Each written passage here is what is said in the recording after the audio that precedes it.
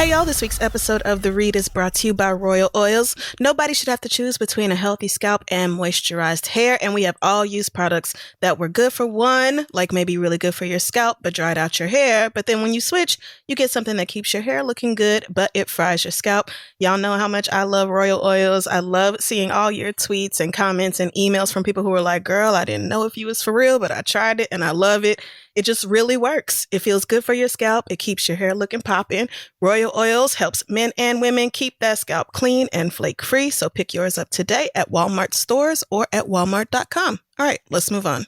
This episode is also being brought to you by the Afia Center. Across our state and nation, people are rising up for Black lives and racial justice.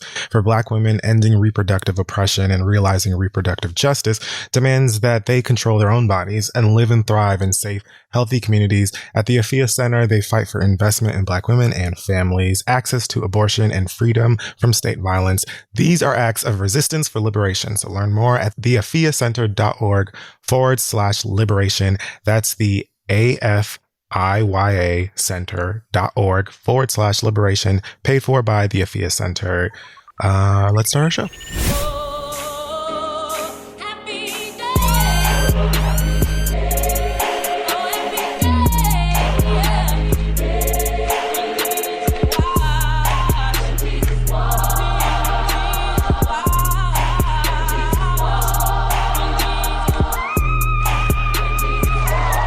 Well then, welcome back to another week here in whatever this reality is.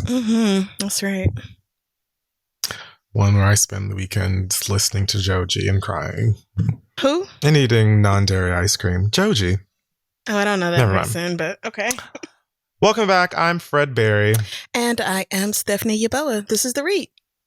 It is indeed. And we're going to get into our normal festivities, starting with Black excellence. This week goes to one Cartier Carey in Hampton, Virginia. He's changing his community at just 11 years of age because this young man saw via the news that there was a shortage of diapers in his area or in general due to the pandemic and decided, I'm going to do something about that at 11. So he started a lemonade stand. And since July, oh my God, has been using it to help get diapers and other kinds of needs for babies into the hands of, folks who got babies to clean up after. It says on Because of Them We Can that he got $4,500 in the first month. Wow. So that is some smacking ass lemonade. Okay. I don't know. Damn good. Is it spiked? I don't know, but it must be delicious. Like Chick-fil-A should be shivering. Okay. But yes, they use the money after they end the lemonade sales for the day to go and get diapers and all kinds of things. And they also use the lemonade stand as a place where people can come and pick up diapers and things of that nature. They also are planning to expand it so that they can assist with people receiving diapers worldwide. They've even got diaper distribution trucks rented out to store supplies and to deliver them to people that need them and things like that. Wow. So they've got to GoFundMe because Cartier and his mom started a nonprofit called Kids for Change. And so I'll put the link for that in the description this week if you guys want to go and support them. But very nice story. I loved seeing this young man on the news and stuff and just, recognizing that he's doing something really good. Like bit of a dark turn that I took mentally in this is that it sucks that the kids are watching the news and like seeing how much the world sucks. And like, okay, so our government actually does not support us at all. So I'm going to have to do it. Yes, that is quite sad, but shout if it out were up to to Mr. me, Cartier. The babies would just be watching Disney XD. It's what they deserve. And they wouldn't have to know. That's all Yeah. But if they weren't, you wouldn't have awesome kids like this doing the things that they're doing. So yeah, shout out to him and his mama. That's beautiful. You. Yeah.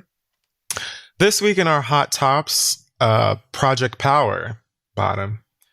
We can start with Ellen. Ellen is back. She's back in the studio. Oh, okay. With a virtual audience. And on the first monologue of her 18th season, she addressed the allegations of a toxic work environment and all the other shit that was going down. Oh, yeah. They told. At Ellen Tube or whatever. And so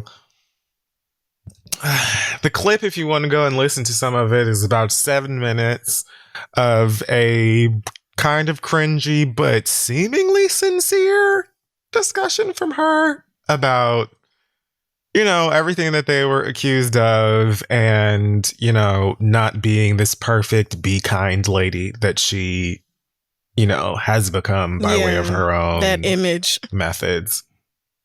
So, I mean, I don't know how many people even still give a fuck besides the people who were actually affected by this. You know what I'm saying? Yeah. And God go with them and court systems as well, or whatever assistance they need. And feeling better and getting better, because that sucks. But I expect that, you know, Ms. Ellen will crack out another season or two and then just enjoy being a wealthy bitch for as long as she's got left. You know what I'm saying? Yeah. This didn't really seem like much better trip, you know, maybe a slight fumble. Yeah, I'm sure she said something about, you know, shaking things up and starting a new chapter and a new journey and being a better me and coming more into myself or some other such nonsense. But, you know, Ellen's show is really not for me anyway. So Right. I don't feel some great loss at like not watching it necessarily. Like I just never felt particularly drawn to it. She was a lesbian. So yeah, you had that. And, you know, it's fun. It's a fun show, or what I saw of it was, but you know, it wasn't a must see for me anyway. So it feels like most Ellen viewers probably have screamed at someone in a Western Union before, or like like one of those Pizza Huts that's in Target. Okay. You know? Yeah, the little Pizza Hut counter. Yes. Okay. It sounds like, I feel like probably from the people who I see in the audience usually when I watch Ellen clips, yeah, it's like a lot of Target moms. Screamed at a Walmart employee. Yeah. Yeah, that's probably true. Like white women who feel like they're not racist because they bought a box of cookies from the Black Girl Scouts outside of the Costco. That white girl. Little do you know, I get all of my Thin Mints from Keisha. Thanks. Exclusively. The Dozy as well. You can't just call anybody racist. This is a very strong word. Yeah, that I totally see it. So, but you know, I wonder what the ratings are looking like, because I heard that they like absolutely just plummeted after all that shit came out. So I'm wondering if people are really gonna come back for Ellen. Honestly, I feel like if you watched Ellen on the reg before this, you're probably going to continue to watch it. And if you didn't, you didn't. I don't really feel like this is something that's she's not going to bring in no new viewers. Yeah, I don't feel like it's going to make too much of a difference, but I'm not sure. But God go with anyone, especially, you know, the Black people and queer women and people who women dealt with harassment and all that shit. Yeah, right there at your office, girl. Right there under your nose. Shit's crazy, sis. Speaking of talk shows, guess who's coming out with their own talk show very, very soon? It's a rapper. It's a rapper? Yeah. Oh, Snoop. No, okay. Thank God. Although Snoop's what is that fucking the one with Martha high ass show that he does on YouTube? Hell no, not that fuck ass bullshit.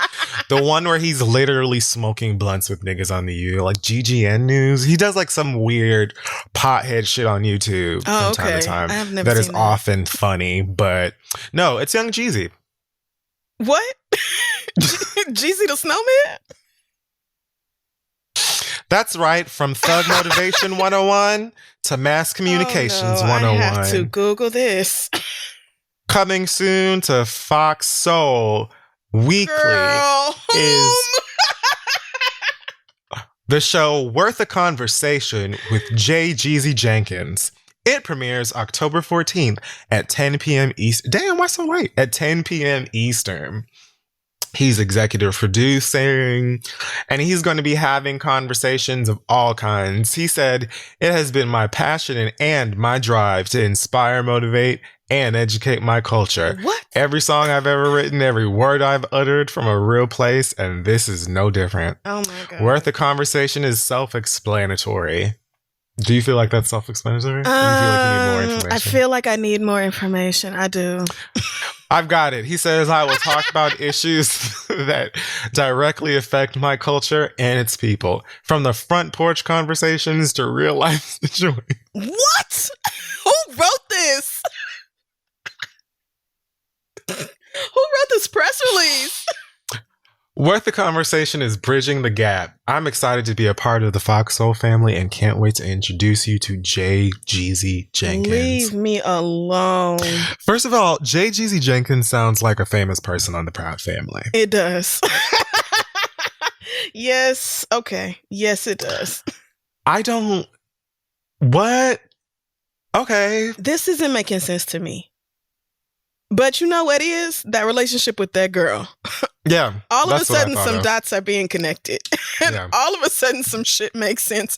Because I was really sitting over here going, how in the fuck did anybody say, you know who needs to have a talk show? Young goddamn Jeezy. Like, I was really trying to see how that conversation came together. And then I remembered he's with old girl on the something. Jeannie. Yeah. From The Real. The yeah. Real. Okay. And so fine. Now I get that. Yeah. But That's literally what I thought of as well. I hesitate with niggas because I don't want to hear no nigga shit. Like, I don't want to hear. I don't feel like you're gonna.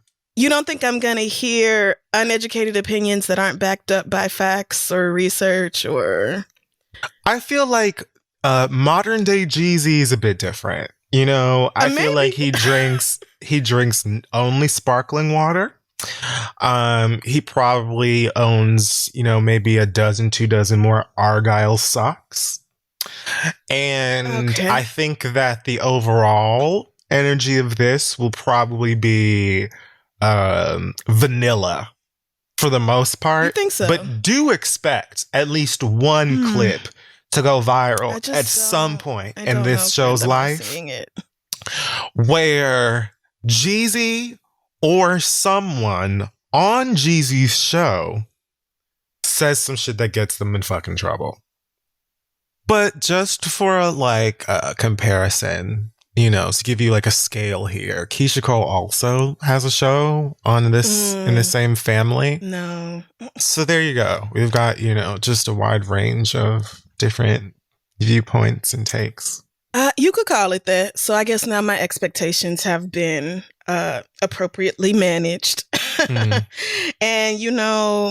I will at least give them a shot. Like, I will give it a fair chance, but I just do not know what to expect out of this. Literally what I was going to say. Either one of them, actually. Jeezy and Keisha Cole, that's equally confusing to me. But, I mean, especially now, like, y'all gonna have a talk show with guests, like, you starting one in the middle of a quarantine? Like... I mean, it's probably easier than ever because all anybody needs is a webcam, a MacBook. I mean, I guess we all hated that. Maybe I'm the only one, but I hate all these... shows that are just 6 people on a Zoom screen all together. Like, I am not into that at all. So it looks weird when it's when the show is just this grid of different screens. But some people have been able to do it in ways that doesn't feel as awkward. So I didn't know really what to expect, not only with that, but also within content. I don't know what the fuck Jeezy's gonna talk about. Yeah, there is the that. financial effects of cooking your own crack versus outsourcing someone to cook the crack. Like, I don't...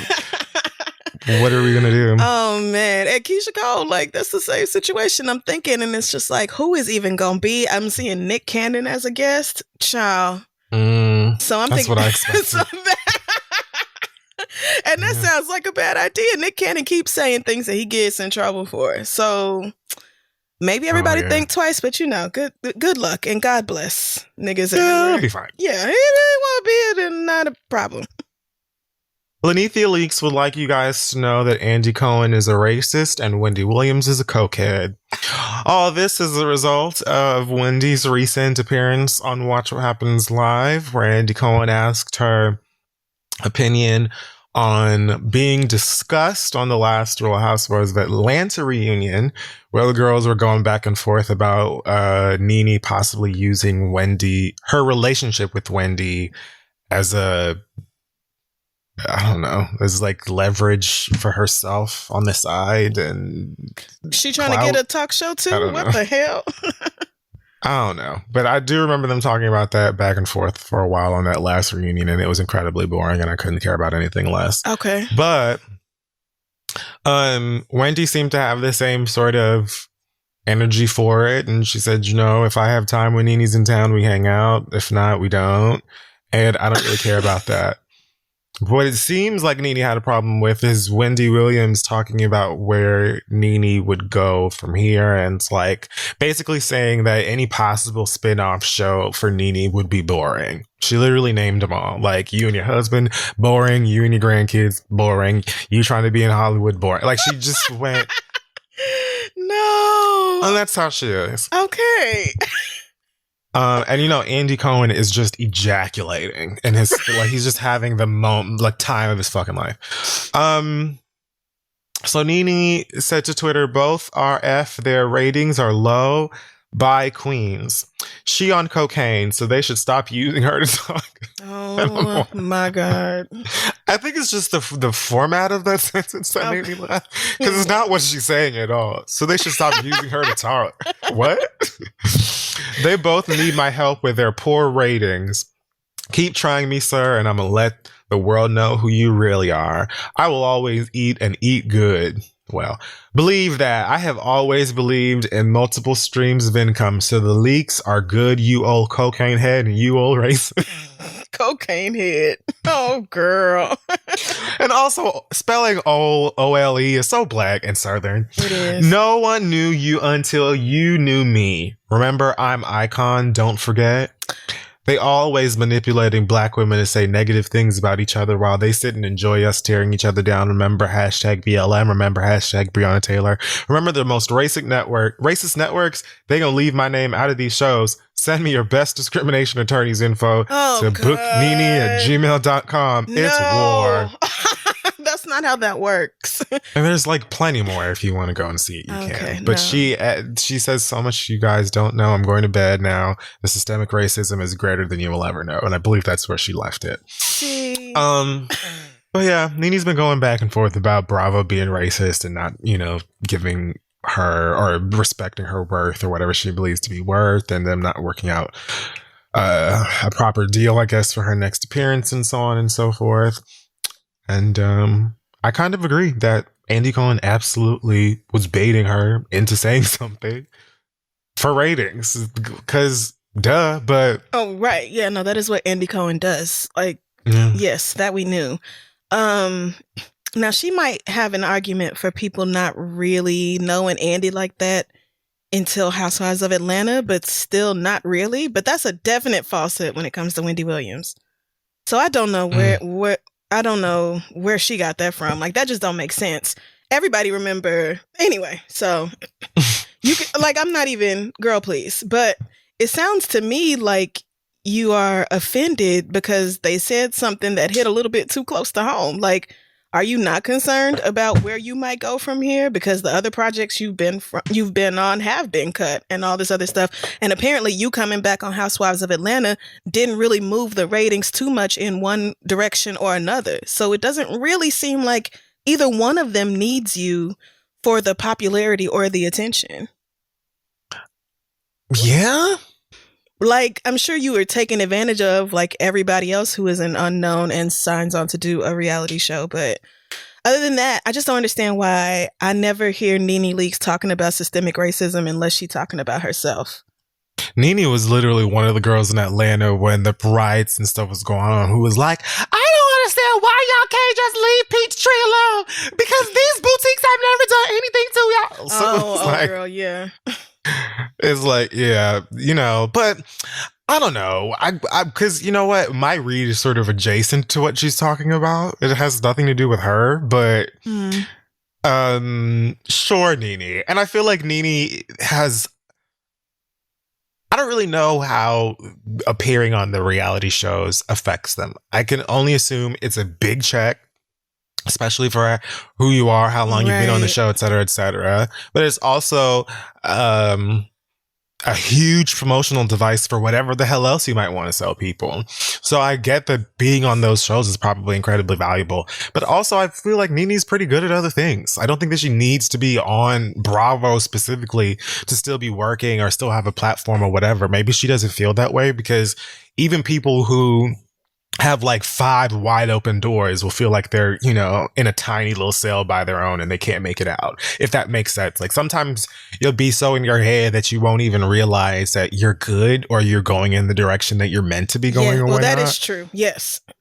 But yeah, I don't really see this being anything but kind of like a pissing contest. That's what it looks like to me. I mean, yeah, I guess so. Cokehead is not really that much of an insult to me, especially if you're talking about like a private citizen. Calling somebody a cokehead is just like, okay, that nigga do coke. A lot of niggas do coke. That's true. And, you know, I am sure you experienced racism at Bravo. You ain't even got to show me the receipts on that. That's a big fact. You Black working with network TV, so I believe it. Like, that's really, you working in television and you're Black, so I believe it. Me too. I just don't, I'm not able to take up the cause for NeNe Williams. I can't do it right. for NeNe. I don't have it for her. Good luck and God bless with your lawsuit or whatever, but that's all I'm giving. So Polo the Don got a shout out from Donald Trump at a rally recently in Atlanta because 2020, I guess. Donald referred to the producer as Polo the Don before searching for him to give him and bitch, that's your motherfucking fault, because ain't nobody tell you to put a W at the end of that goddamn word, nigga. Exactly. I knew Trump didn't know who that nigga was. Of course the fuck he didn't, nigga. He saw that fucking name in iMessage right before he walked on stage. Never heard of this bitch a day in his life. Oh, Jesus. Anyway, Polo was apparently a part of some Black Voices for Trump bullshit that was going on in Atlanta. Some other thing. And all I know about it is that, you know, he got the little shout out and then somebody recorded him on their mobile device talking about it afterwards, where he fully sounded like Oswald Bates from In Living Color. The Damon Wayans character that was the hotel prisoner. Oh, he was hotel. Like, the latitude of our hysterectomy clearly supersedes the circumcision of our natural hydroponic retort. Like, that's what the fuck he sounded like to me when he was talking about whatever the fuck reason shit. He was at a Donald Trump rally. Clearly, we need to synchronize our perpetuity in order to regress and conjugate our equilibrium. Girl, Polo the Don ain't been shit since he ruined Carrie Hilson's life. That's true. He did that to Carrie Hilson. Set her right the fuck up. Yeah, he did. He did. He did that to her. And now here we are. I mean, I'm sure that what Polo really likes about Trump is lower taxes or something else very stupid. I'm sure it's something like that's a businessman and Like, I'm sure it's something ignorant. I don't even have to hear the justification for it, but like Polo, so there's this Trump decision, there's the Carrie Hilson decision. You might be able to draw the line and make the comparison, say that perhaps this person is not one you want to follow when it comes to major decisions or things that will affect the public because he tends to go in the wrong direction. But just how embarrassing. Like, you are a whole ass Black man and you look back at the 4 years of absolute hell and fuckery that Trump has unleashed onto this country and you say, yeah, let me go sign up to support that nigga. Really? I don't know. I just don't, niggas, man. I already didn't care about him, but goddamn. I mean, that's true. I didn't really give a fuck about him either, honestly, but it's just a fool to see and to know that motherfuckers really just be using any old Black they can find that got a verified check mark, assuming he does, to be like, come on down to the Trump rally, and next time when Magic City is open, 100 bands on us. You don't even have to pay for the lemon pepper wings. Because I refuse to believe that Polo did not got anything but like a promised chicken box and possibly a couple of ones. So fuck him and whatever the fuck he be talking about. Like I said, you ruined Carrie Hilson's life, and that was the day that we all learned that she wasn't shit. Even though we still treated her like shit because she should have known better. She should have, but Ice Cube said the same dumb shit though about Trump. Something about how he would support Trump if Trump would support his contract with Black America, whatever the fuck that was. And it's like, first of all, neither establishment candidate is going to support your contract for Black America. There isn't one. They're not going to do anything to tear down systemic racism because that would mean ending America. So they won't do it. Not either one. No. So to even suggest that you would vote for Donald Trump is, of course, going to piss people off because look at this. Look at what we are living in right now.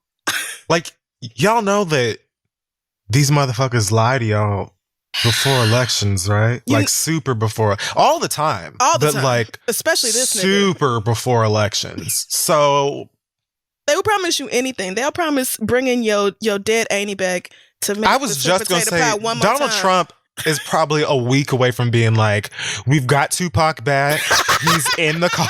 He's in the fucking Suburban across the street. Oh no. We also have plans to revive Prince, Whitney, and Michael. So clearly you need to vote for us. He gonna have them holograms with him on the debate stage or something, and I'm gonna scream. It's gonna be something so embarrassing and so terrible. Like, just anybody who even suggests that voting for Trump might be a good idea. It's like, of course people are automatically gonna shut you down and shout you out because this is the dumbest shit. It is it's 200,000 people dead in this country from Trump's response to this virus. Okay. And that's like one of 1 million things. One of one. Did you read the shit that New York Times put out about his goddamn taxes? Mm-hmm. Don't worry, we'll get there later. But there is no room for people who support Donald Trump, period. Speaking of MAGA, Cardi B and her sister Hennessy Carolina are being sued by some white folks at the Smith Point Beach that they got into an altercation with. What? These white folk are saying that Hennessy, her sister, and Hennessy's girlfriend, Michelle Diaz, what?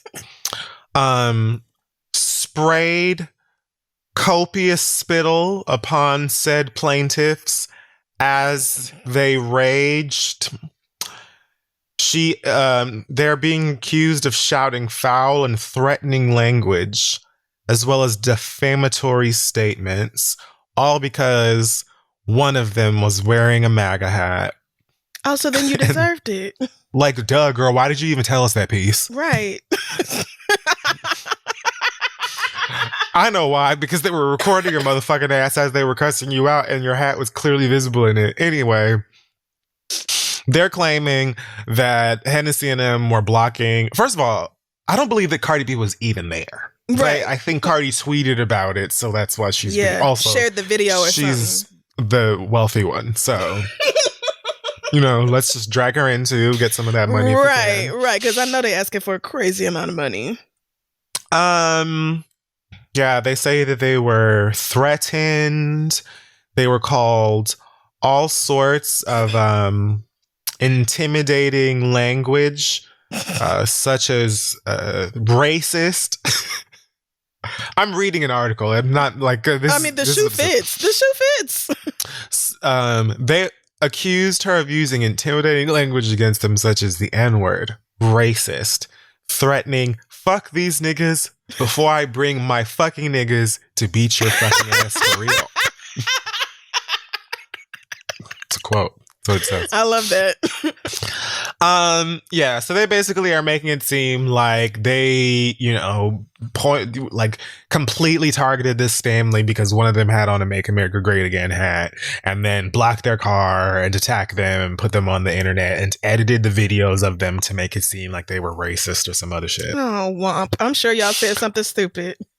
Now, Hennessy's side of the story is that they moved the vehicle that was blocking them out of respect, because they asked them to. Mm-hmm. Two of the men in the group came over yelling at them and told them, get out of here, go to your fucking country, because they saw them where they were parking and heard them speaking Spanish, which is what led to them cussing these motherfuckers out and Hennessy telling them to suck her dick and that she does have a strap and she'll fuck her and her husband.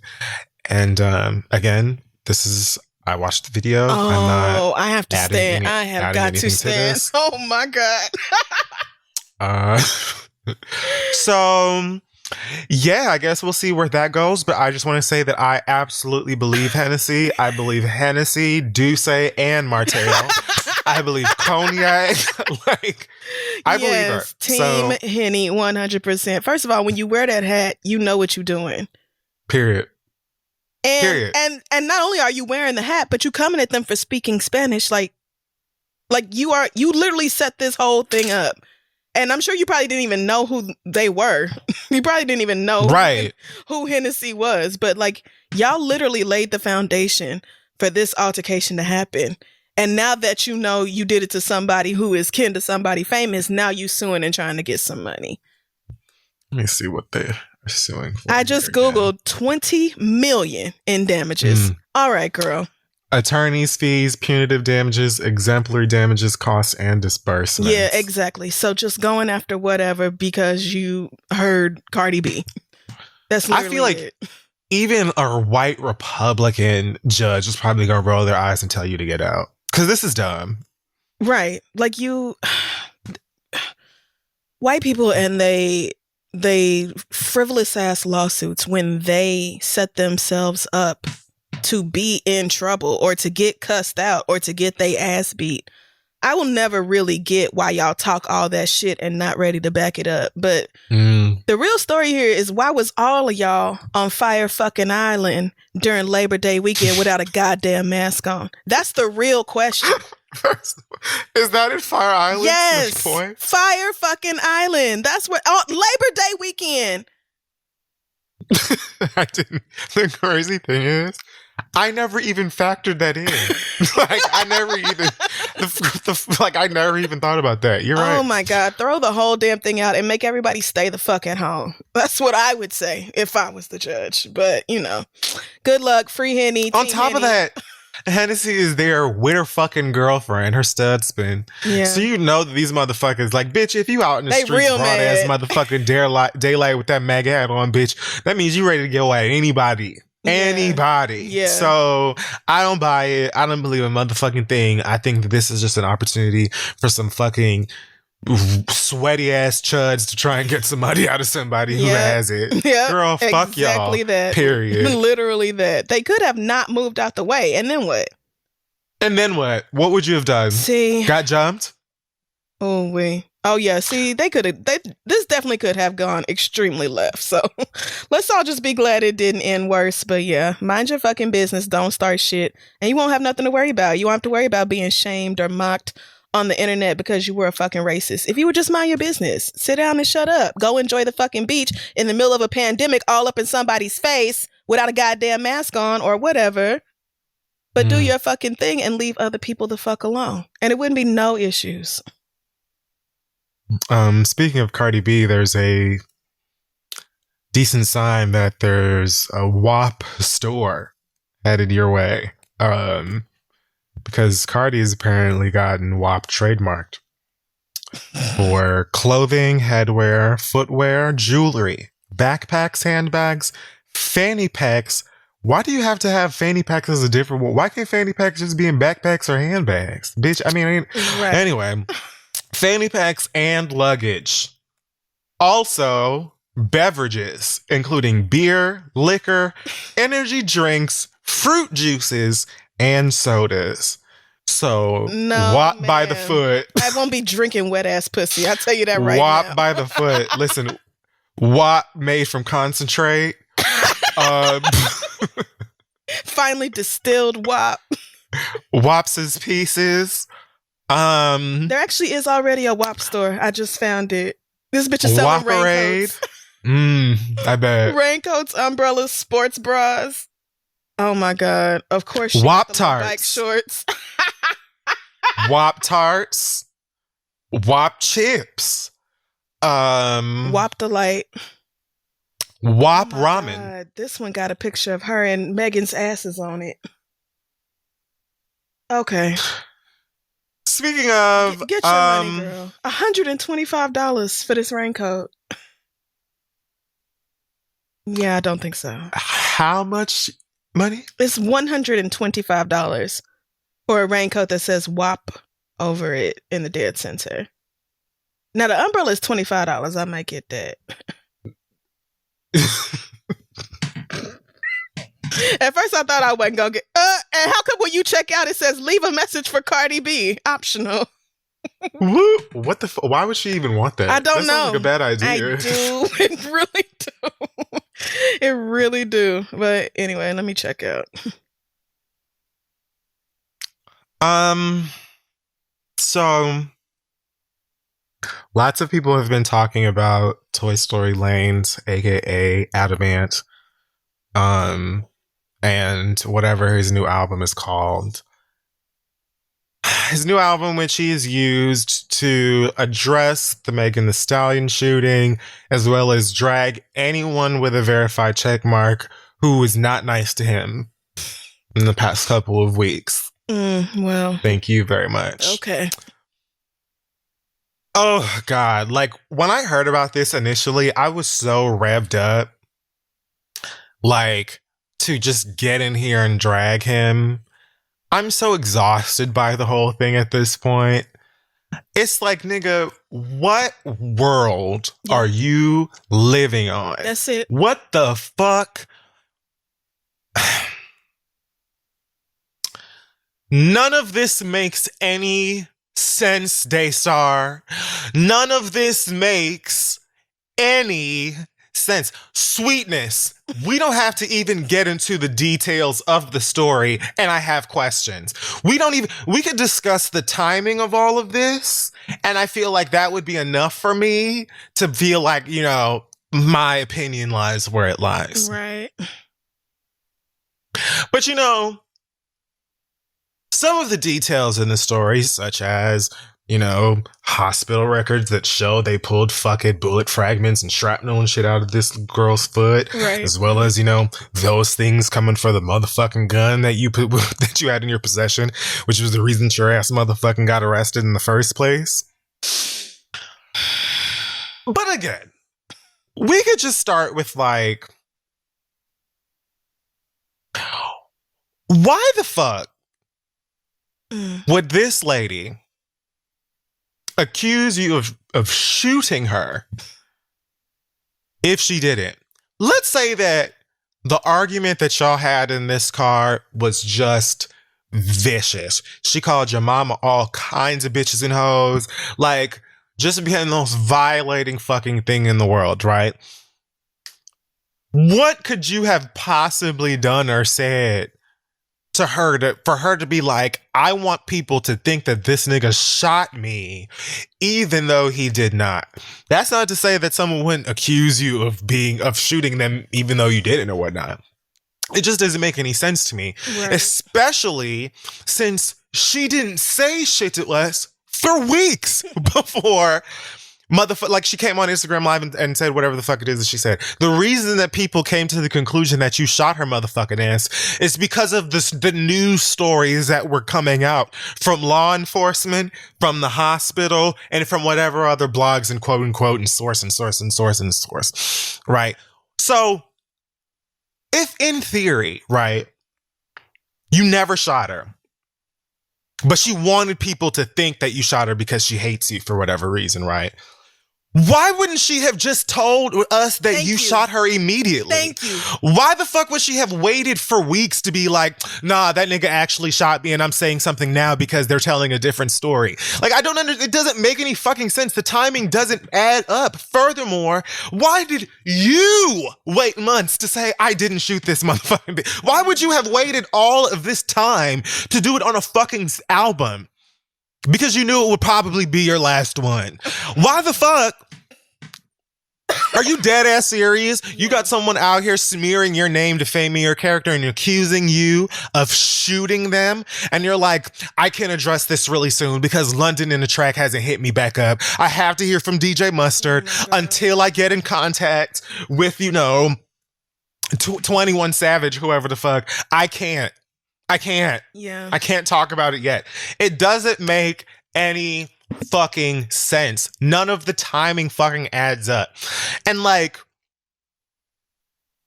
the fact that you chose to do this on an album, the capitalism.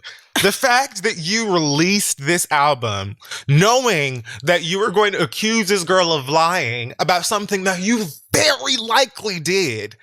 You released it right after the slap in the face of that fucking Breonna Taylor verdict or whatever you want to call it. Yeah. The thing that really annoys me the most about this story, I feel like, is whoever, publicist, manager, best friend, whoever the fuck, has been working with Tory Lanez and said, nigga, this is what we're going to go. This is the plan. Has to have known that they had an advantage in the fact that people would always cast doubt on this black woman. Do you know what I'm saying? Oh, absolutely. It's like that person who was like, we're just going to say, girl, what the fuck are you even talking about? And I would never do something like this. And how could you have possibly been shot? And all of this other stuff. That person knows damn well that people would always be like, I knew this bitch was lying because she's black and she's female and she has the nerve to talk shit. Like, don't like her. Get her out of here. That, I think, is like the thing that really severely annoys me. And there are so many people who are talking about, oh, like, what is shrapnel? I've never even heard of that. Clearly, that sounds like something that white people made up. And Megan Thee Stallion is just using the white agenda to destroy another black man or whatever fuck bullshit y'all motherfuckers be talking about. Like, this whole thing is so fucking exhausting, bruh. Because the nigga is, it just doesn't make no fucking sense. Like, period. None of it adds up. None of what that fuck nigga is talking about. You would have better off been saying, like, I'm not the one who shot you versus how you get shot when a bullet didn't hit no bones or no tendons. Okay, Trap House MD, thank you so much for your expert opinion in anatomy and all of these things. Thanks so much. That's great because you couldn't possibly have gotten shot at in your feet. First of all, the fact that where her gunshot injury was is completely eye level with you is like the biggest hint. Like, that should have been the end of it, honestly, because where else would you have hit? So there's that. And also the fact that, girl, I don't understand. Like, you could be like an animal. You could be a fucking kitty cat and you'd be like, that nigga did it, meow. I don't understand. Yeah, because it doesn't make sense. If she was just mad at you and wanted to smear your name or whatever, then she would have told the police that you shot her. Like, it just doesn't, for you to be like, oh, it's just some big conspiracy and to have all these different excuses floating around. You're literally only doing this because you shot a black woman, and you know that even though it's a poppin' ass, fine ass black woman like Megan Thee Stallion, ultimately people do not care about black women. And so shooting at one does not mean the end of your career or the end of niggas supporting you necessarily. Because plenty of niggas, as soon as they saw Tory Lanez album available to stream, went and streamed it. And it was giving like, even if your career is over, bitch, at least you told your side of it on a way that you profit off of. You know what I mean? It was like, nah, of course I'm not going to say anything on Instagram or say anything to the news or whatever, because I'm going to say it in a place that can guarantee me getting some money or charting or whatever the fuck, so they can try and use that as further, evidence that people believe him, and, try to expand the doubt over whatever Megan was talking about. Like, nigga, he even, apparently, mind you, I never listened to this song because I'm not an idiot, but I did read like the lyrics. Yeah. And he even said at one point, apparently, that, if he had shot her, she would have said something to the cops then. Are you stupid? Like, nigga, what fucking hood do you come from? Niggas get shot all the time and don't tell nobody. Niggas get shot and don't go to the hospital. What are you talking about? She already said that she didn't say your name out of a sadly misguided effort to protect yo dumbass. She already said that. She already said the reason she didn't do that was to keep you from getting fucked up, to keep you from getting into more shit. And then you turned around and started lying on her, so then she had to come out. Like, we all already know this. And the fact that it wasn't, a statement through a lawyer 2 days later talking about, I vehemently deny all accusations and blah, blah, blah. You know good and goddamn well you did that shit. You put this out just like OJ put out that book, because you knew it would get you some attention and you would make some money off of it. It's literally the same shit. Literally. So I don't. Honestly, and the fact that you not only drag her into it, but then you talking about JoJo, Kaylani, and JR, like any motherfucker who either had something to say or like severed ties with you after the situation or whatever. But like Rick Ross made fun of you on the internet. You talking about, out of respect to you as a black man, I'm not gonna argue with you or whatever. But he don't respect you. What you mean? Out of respect?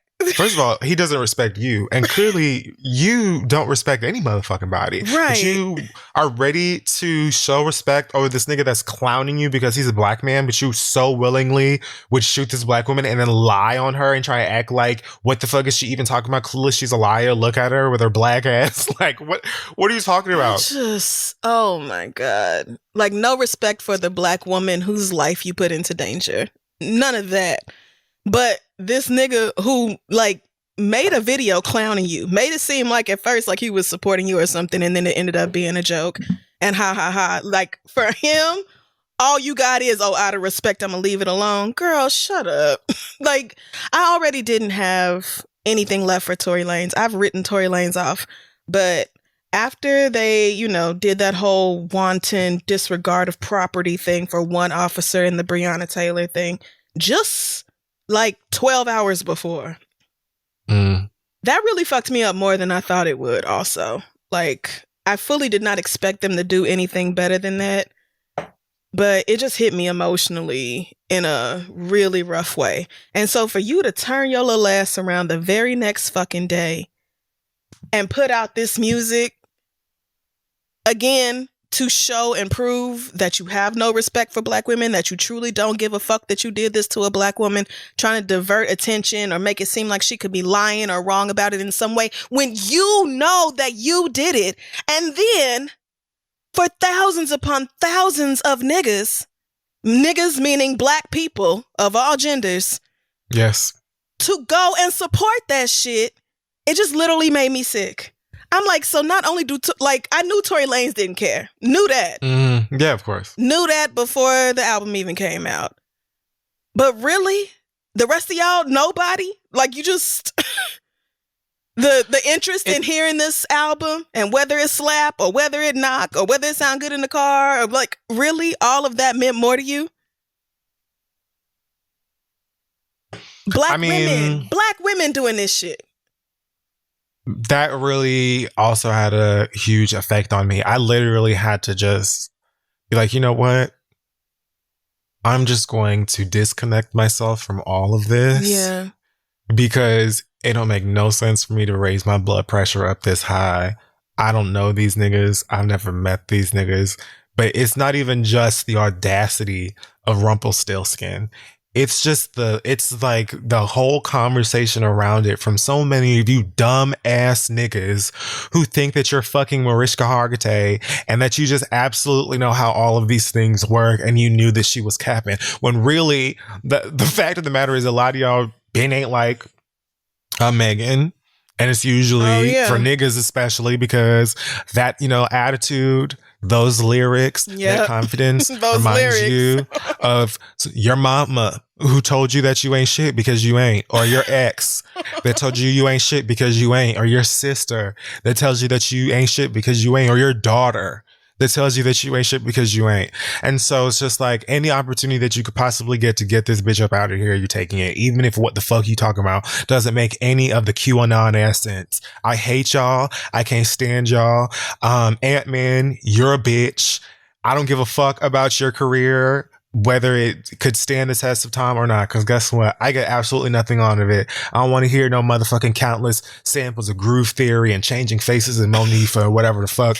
And you trying to do, you know what I'm saying, Jade songs and shit and modernize fucking Grand Poobah or whoever the fuck, you stupid bitch. Fuck you. Fuck your music. Fuck your fucking like your kids' Reebok shoes that you probably got to wear, you fucking bitch. Fuck you. The end. I'm done. I mean, there is absolutely that. Last thing I can even think of is, I'm sure niggas are also threatened by Megan just because of the stature. Like, just because she has risen the way she has and is as young as she is and this smart about niggas already. So putting other young girls up on these niggas' game, teaching them how to finesse these niggas. And then also she's taller than most of you niggas. So I love that she literally posted something on Instagram after that was like, anyway, Fashion Nova and I are doing a campaign for jeans for tall women. And I was like, absolutely. Right. Remind him. Longer inseams coming to your favorite fast fashion website soon. And check your girl out on SNL October 3rd. Like, and then that picture she put up with the fuck you rings. I'm like, that's all that needs to be said. Fuck that nigga. And fuck everybody who supports him. Like, you really got to be dumb. Like, you really got to be done or just be like, yeah, I don't care that he shot her. Because you just straight up saying you don't care that he shot this girl and then made an album about it and put it out. Like, you really saying not only do you not care, but that you support it. You want to hear it. If that nigga would have shot Kylie, Stormy would be cleaning her teeth with his bones. Like, so. Right. Or any other famous white girl. Definitely wouldn't have been no fucking album put out about it. Y'all make me sick. I hate y'all. I do. I do. It's hate that I feel. It is. It's hate that I feel. And bitch, you hate me too. So honestly, who's gonna say it? I mean, am I supposed to be upset? Like that, oh no, men might think I don't like them. Like, girl. My fees. Y'all make it very clear that y'all don't give a shit about me and people like me. So I don't have it. That's it for Hot Tops this week. I'm gonna take a break and then we'll come back and read your mess. This week's episode is being brought to you by ZipRecruiter. Hiring can be challenging, but ZipRecruiter makes it fast and easy, which is especially important today. At ZipRecruiter, they've got a powerful matching technology that identifies the right people for your job and actively invites them to apply, which is why you should try ZipRecruiter for free at ZipRecruiter.com/theread. That is how their CEO, Ali, found Savannah Ray. Ali said Savannah's skills and experience were a great match for the role he was looking for, plus she applied within a few days after he posted the job. Through ZipRecruiter, Ali has hired everyone from his head of marketing to his sales director to his lead graphic designer. 4 out of 5 employers who post on ZipRecruiter get a quality candidate within the first day. So see for yourself how ZipRecruiter makes hiring faster and easier. Try it now for free at ZipRecruiter.com/theread. That's ZipRecruiter.com/THEREAD. Probably need somebody to help you out somewhere. So go to ZipRecruiter.com/theread and find them. Now, let's get back to the show.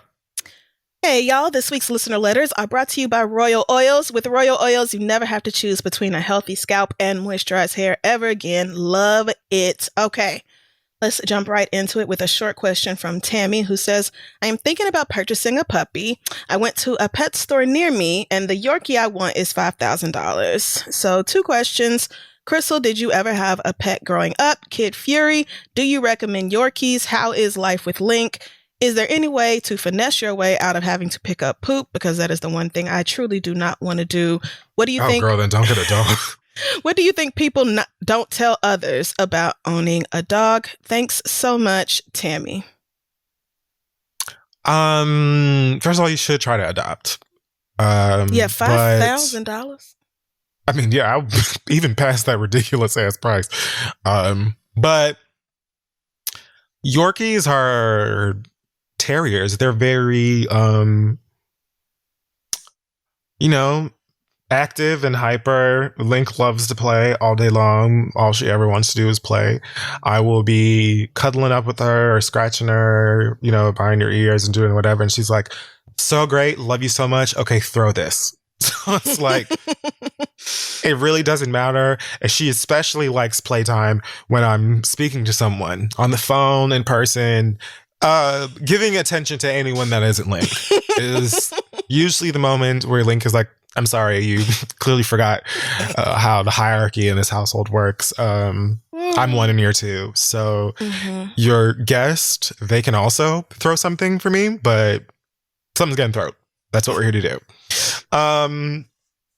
So yeah, I mean, if you have never had a dog, had a puppy, or anything like that before, Yorkies are a lot of work. But yeah, I think it's a lot of fun. But again, girl, if you don't want to pick up dog poop, I would say get a fish or something else that, there's or maybe no way cats. around that. I guess maybe cats. I haven't ever had a cat myself as a I pet, but I know that cats are very self-sufficient. Cats will be like, you're not gonna feed me? That's fine. I'll find something to eat.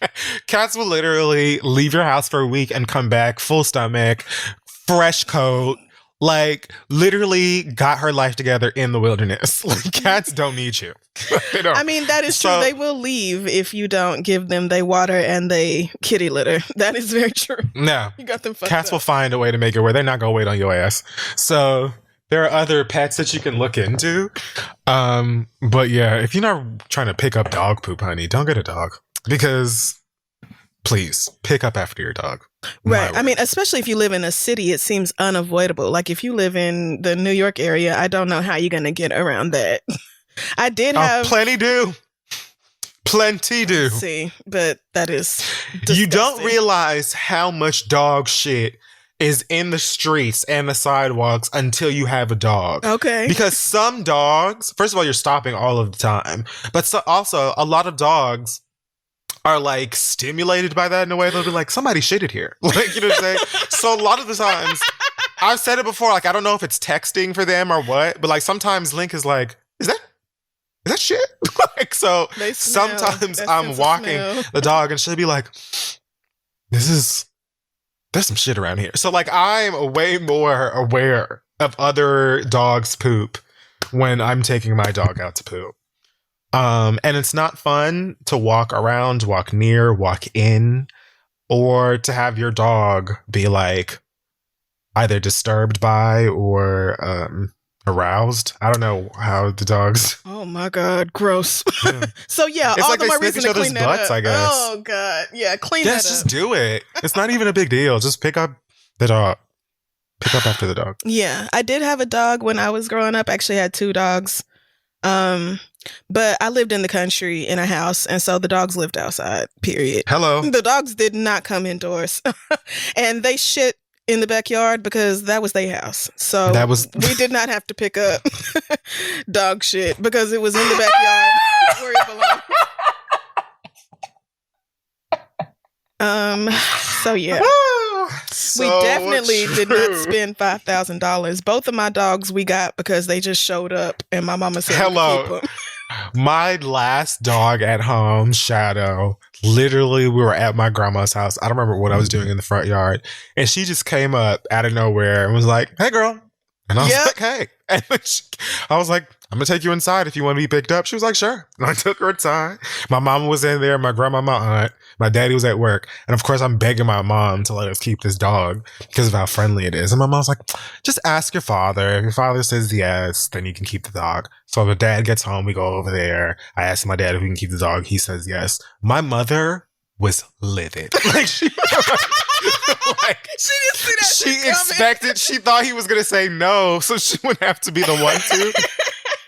So we got to keep the dog, and not only did we get to keep the dog, Shadow got to like sleep inside, which my mother also was completely over because they're like, these Jamaicans had plenty of dogs, but none of them, not only did they live outside, they were not permitted inside ever. Oh no, the dogs never came inside the house. Not ever, not one time did the dogs come in the house. Look, my aunt, cousins, granddaddy, everybody in Jamaica, when I would go down to the house, they had so many dogs and stuff like that. But sometimes the dogs tried to like sneak in or something, like if my aunt was cooking or something like that, and they would get your ass, like, we just cannot come in. Get it out. So my mother was so over us in this dog because she felt like we were, so Americanized in our having a dog that lived in the house with us, like we were on Full House. Oh my God. Yes. It was her fresh off the boat moment. Like, my children have been ruined by America. Look at what happened. Yeah.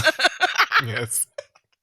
Yeah, no, that was never a thing. But one of my earliest memories is getting my first dog at my brother's t-ball game because the dog showed up in the park. And I begged to let that dog come home with us. And I guess my mama was just tired that day. Yes. I know a lot of times parents agree to shit just because they do not have it in them to say no one more time. You sick of arguing with these fucking kids. So, that did happen. Okay. Woo! Oh my God. Like, because I could just picture how many parents are like, oh, yes, fine, yeah, sure, God whatever. Damn, just get in the just car. Don't say anything else to me. My mama used to say that after 9 o'clock, children's voices were not allowed to be heard in her house. She used to like even when some of us were like in our young teen years, my mom would be like, I don't even care if you're not asleep. I just don't want to hear your voice. Yep. In oh my God. house, I can't tell you how many after times I heard 9 p.m., the only voices I should hear at any point in the house is an adult's. I don't want to hear nothing from you. So like, I'm just picturing parents being like, you know what, girl, just do it. Burn the house down. I don't even care. Like, right. Leave me alone. That is so funny. 9 o'clock is so early. Yeah. 9 be p.m. Like, children must cease at this hour. Yeah. 9 p.m. Honestly, I thought she was being incredibly nice. Oh, yeah, giving us 9 p.m. Was it generous? I thought it was. We had to go to bed when Roseanne came on. I think for us, it was like, I don't remember what show it was, but we definitely had a show as well that came on around a time that was like, all right, you should be asleep now. All right. Next. Oh, but good luck. And yes, please adopt. Don't spend $5,000 on no damn. Please. Yeah. Don't do that. Girl, you got your mind. All right. Melanie says, my child's father and I are both 33 and we have been together for 10 years and lived together for about 8. We had a baby girl in 2018 who we planned to have after an unplanned pregnancy that ended in a miscarriage. Marriage has always been a tricky topic with us because I have always wanted to take our relationship to the next level, especially after I got pregnant, but he has not. I moved out in April when our lease was over because he never wanted to talk about our future or getting our lives together in general. He even said he wasn't sure if he wanted to keep living together 6 months before the lease ended, and that was it for me. We broke up and I've moved out. Since our breakup, though, he constantly calls me over for what he wants to call family time, but it seems to me that he's only interested in fucking. Mm-hmm. That's what I thought the F was going to lead to when you said something else. When I asked him if this means we're back together, he said, no, we still have issues that we need to work out. I asked him how we could work on our issues while having sex, and he said he didn't think that should affect anything. Every time I tell him that I'm going to stop sleeping with him, every time I tell him that I'm going to stop sleeping with him because it confuses me, he makes a big deal about it and says, we might as well just end things now because I'm going to have sex with somebody else and it'll hurt you. Ew. Ew. The manipulation. Earlier Gross. today, he texted me saying he needs my cheeks. I asked him, and I can fully see a nigga saying that, like 100%. How old is he? 19? What? 33. I then asked him, so why don't we just get back together while we work things out? But he hasn't replied. Do y'all think I should just go ahead and cut my losses? Is he gaslighting me? How are we good enough to keep fucking while we work things out, but not good enough to be back in the relationship while working things out? FYI, I don't need him for anything. I have a good job making good money with my own apartment, and I take care of our child, so there is no desperation here. Love y'all. Thanks a lot, Melanie. So, Melanie, you see, I wouldn't feel like there was anything wrong with you still having sex with this man if it didn't sound like you're expecting more out of it or that you desire more out of it. He clearly has no intention to explore anything with you outside of the convenience of sex whenever. Right. And for whatever reason, he's just one of these motherfuckers who can't just plainly say that and instead has to like paint some form of a picture that would make you feel hopeful for something that he has no intention on following through with. So honestly, I would say just cut your fucking losses and go back to living your life and doing what you got to do for yourself, for your kid, and, you know, wait until someone else comes along that you can have sex with without having all of this other bullshit with, or not have the like sort of complicated relationship that you have with this particular guy already. Maybe you'll meet somebody else who you will have no problem having a sort of NSA sexual connection with. But this guy's full of shit, and I wouldn't even give him the satisfaction personally. Yeah, I mean, the thing is, like, it's not that y'all are good enough to keep fucking, but not good enough to be back in a relationship while working things out. The thing is, he's not really trying to work things out with you. Right. He's just, and when you ask if you should just go ahead and cut your losses, yes, sis, I think it is time to do that. Like, the fact that you have been very clear about what you want and you have said so for an extended period of time and he is still not on board means you are going to have to work up the strength to create the boundary around parenting with this man where it is we are parenting and not fucking, because you're not emotionally invested in this relationship the way I am.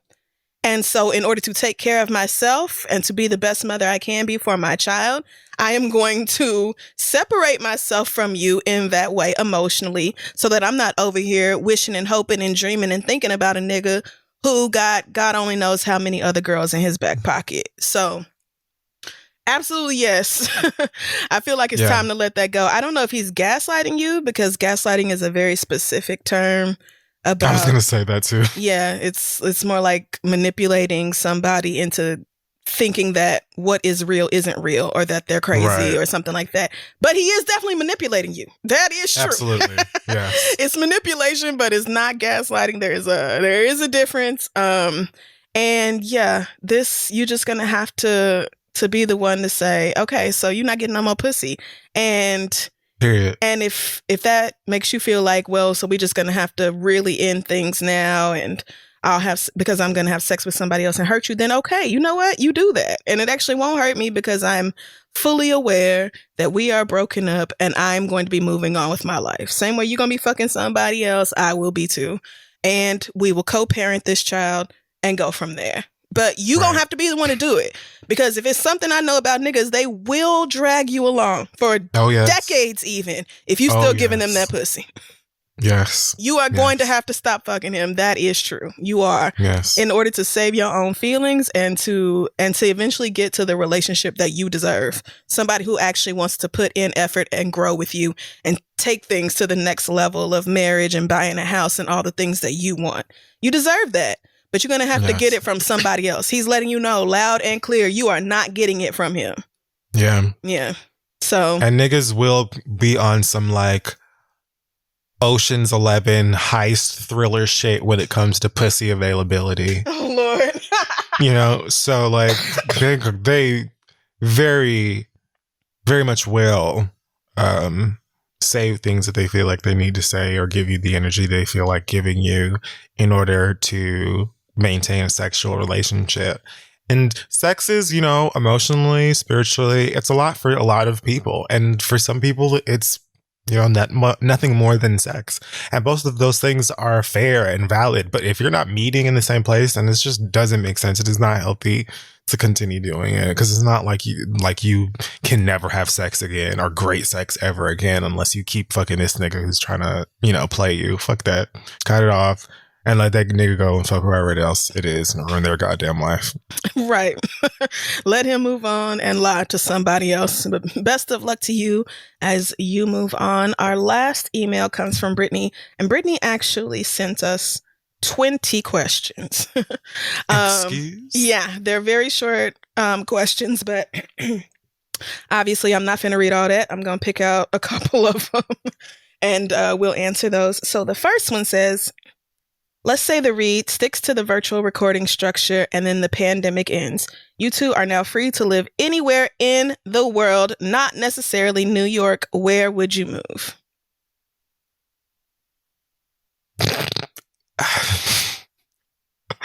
This feels way too meta to answer. Are you getting ready to leave? Who knows? Shit, I might be too. I honestly might be. I have a couple of things in mind, but I'm not sure yet. And I've been letting that sit there because I have other shit to do in the meantime. And who even knows when any of this is going to be over? Right. Because my God, look at this country. My word. It's hard to give a reason to stay. Like, you look around and you're not really seeing a lot. So, yeah. For me, trade me for Tory Lanez. Let America keep him, and Canada have me. Oh no, you're not gonna like Canada, friend, because it's colder than New York. Oh, yes. That's the one thing that's keeping me out of Canada. It is too goddamn cold. It is just entirely too much for me. Yeah, but I am seriously looking at Barbados because they are giving people that damn visa to stay for a year. So I am for real looking at that. And then, of course, Mexico, like everybody else. But I mean, damn, it kind of feels like even now, like before the pandemic ends, we could move even within the country because every single thing I do is done remotely at this point. So yeah, who knows, girl? It's so hard to say what America is going to look like in 6 weeks.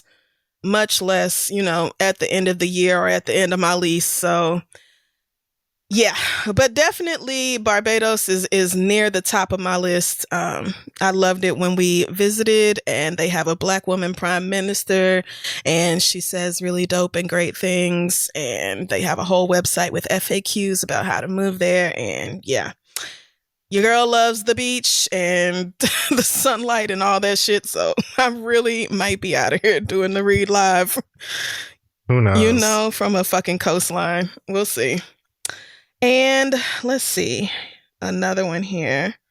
Oh, what was your favorite toy or game growing up? Favorite toy or game? I loved games. Like any board game, I was obsessed with. I feel like I won't count video games in this just because, first of all, I don't know I could name one. And secondly, I feel like that's irrelevant. There are too many.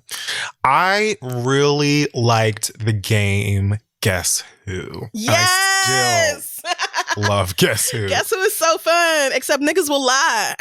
They will, which is like, girl, why are we playing this? Same what thing did you with want Battleship. out of this? Niggas will act like you didn't hit their Battleship when you did. What's the point of playing the game, sis? Sorry, I don't I hate that shit. But yeah, I loved Guess Who because I remember we played it. We played it a lot when I was in like first grade. I don't remember a lot about that shit, but I remember that I used to play Guess Who a lot during like recess or whenever we were allowed to go and play the board games and shit. And I was so great at that game. And I obviously don't remember who, but there was another like black kid that used to play Guess Who with me all the time. And we used to get like lit and like really excited and animated over it. But just like the what's it called?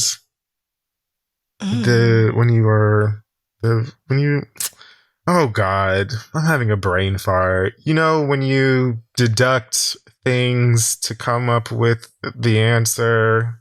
Mm-hmm. Oh my God, I sound stupid. No, you don't. What is it? I'm trying to figure out the word you reaching for. When you remove a whole bunch of variables about a thing and so that you can like narrow down when you deduce what it is you're like. Yes, like, but there's like a name for that. Oh, I don't know. Dwayne, delete this. Okay, so Guess Who and I don't know the word. I don't know. I feel like that was like the one like big game that I was into. I loved Ninja Guess Turtles Who. toys. I loved Operation. I treated Operation like I was training for surgery. Like I knew that I was going to be a surgeon based off how good I was at that game. And then as far as toys, I really, even though I was like old when it came out, I loved the fucking Bop It. Do you remember that thing? Oh my gosh, Bop It was so fun. Especially the remixed one where it had 4 different things for you to fuck with, and it was like you pull it, flick I don't it, know if we got that one. twist it, all that shit. But I loved the entire Bop It situation. We had 2, I think, because I remember we had one that was like kind of like a long stick that had maybe 3, and then there was another one that was kind of like a circle, maybe. Yeah, that's the one I'm talking about. That's the one that had. We had both of those. Yeah, flick it and pull it and twirl it. That shit was a lot of fun. It was so fun.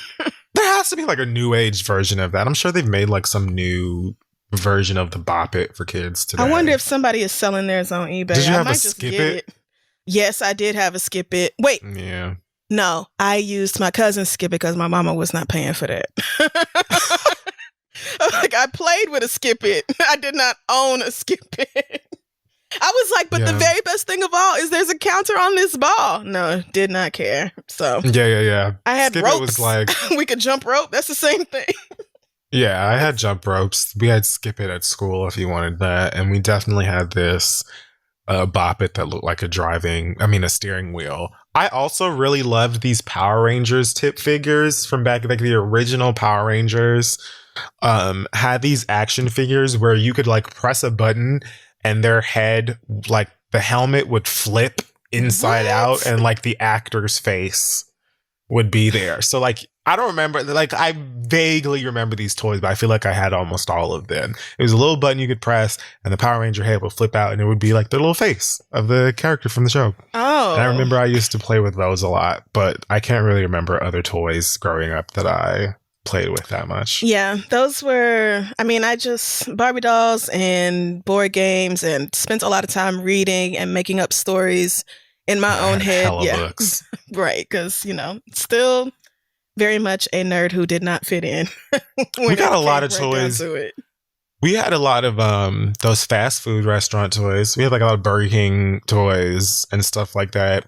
Because first of all, my mom works in accounting for Burger King for many years when I was a kid. So we used to get like a lot of those toys that they would put into the restaurant. They would just be showering people with them shits in the 90s at the headquarters. So my mom sometimes would bring us like the whole set of whatever toy was in the restaurants at that time. Or I feel like Burger King had like a contract with Disney at one point. Like, so a lot of the Disney movies, when they would come out, they'd be like the new Beauty and the Beast toy here at Burger King or whatever. Yes, yeah. So employees of Burger King headquarters would get like tickets to like screenings, and then they would give the toys, like the kids, they would give them all of the toys that were in the restaurant after we saw the movie. It was heaven when you're like 6. Like, yeah, this is a blessed childhood experience. We got to see the movie sometimes before they even came out, and then we got every toy that was in Burger King at the time. How did you not brag about your mama all the time? I feel like I would have never shut up about how my mama worked at Burger King. And bitch, that meant I saw all the movies and got all the toys. I did. In fact, I vividly remember being in elementary school sometimes where some kids would have like McDonald's that they brought to school from home. And I would literally judge them. I'd be like, McDonald's, classless. Anyways, I'll sit over here. Like, Because I was team BK, because that's where my mama worked. Oh my God. I remember acting like that when the Whopper came out. Like niggas really acted like the Whopper was an elite sandwich experience that tasty. You could not get anywhere else.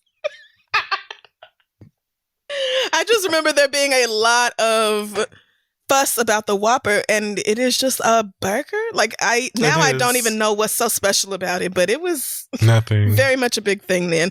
It's very good if you like fast food or whatever like that, but like the best fast food burgers are the ones in regional restaurants. That's like true. The shit that you'll only find in like Memphis or something.